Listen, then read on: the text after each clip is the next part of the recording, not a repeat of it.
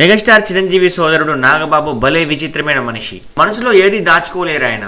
మనసులోని ప్రతి భావనను బయట పెట్టుకోవడం అన్ని సమయాల్లో మంచిది కాదు. ముఖ్యంగా రాజకీయాల్లో చాలా సంయమనం అవసరం.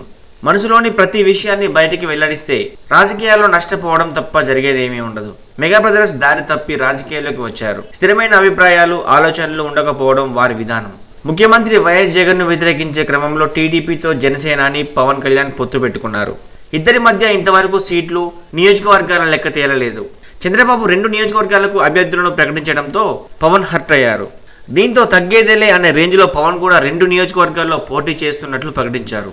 దీంతో ఏపీ రాజకీయాల్లో ఒకసారిగా దుమారం రేగింది.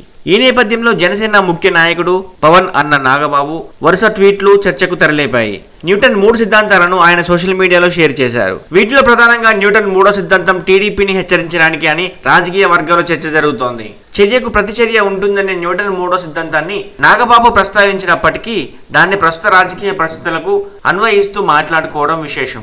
నాగబాబు దృష్టిలో టీడీపీని దెబ్బకు దెబ్బతీశామనే ఆనందం కనిపిస్తోంది. చంద్రబాబు 2 నియోజకవర్గాలకు అభ్యర్థులను ప్రకటిస్తే తమ నాయకుడు పవన్ కళ్యాణ్ కూడా అంతే సంఖ్యలో ప్రకటించి టీడీపీని దెబ్బతీశారని చెప్పడం ద్వారా జనసేన శ్రేణుల్లో ఉత్సాహం నింపే ప్రయత్నం చేశారు.